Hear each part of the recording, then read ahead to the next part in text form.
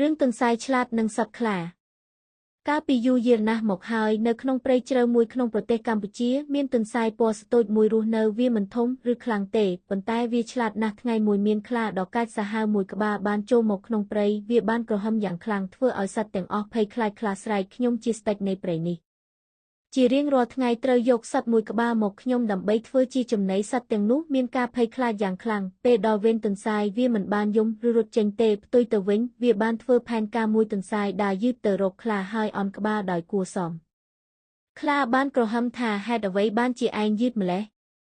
ទន្សាយបាននិយាយថាអព្រះមហាក្សត្រឲ្យខ្លាមួយក្បាលទៀតបានបញ្ឈប់ខ្ញុំវានិយាយថាវាជាស្ដេចពិតនៃព្រៃមួយនេះខ្លានោះខឹងយ៉ាងខ្លាំងបង្ហាញខ្លានេះមកខ្ញុំជាបន្ទាន់ទន្សាយនាំខ្លាទៅកាន់អណ្ដូងជ្រៅមួយដែលពោពេញទៅដោយទឹកថ្លានោះហើយទន្សាយនិយាយទាំងចង្អុលចុះក្រោមខ្លាបានសម្លឹងមើលទៅក្នុងអណ្ដូងហើយឃើញរូបរបស់ខ្លួនដោយគិតថាវាជាខ្លាមួយទៀតវាក៏ក្រហមហើយលោតចូលទៅក្នុងអណ្ដូងដើម្បីប្រយុទ្ធហើយខ្លាបានបាត់ខ្លួនចូលទៅក្នុងទឹកហើយមិនដែលឃើញទៀតទេទន្សាយបានលោតចេញទៅដោយសុវត្ថិភាពសត្វទាំងអស់បានស្រែកហ៊ោកញ្ជ្រៀវនិងអរគុណវា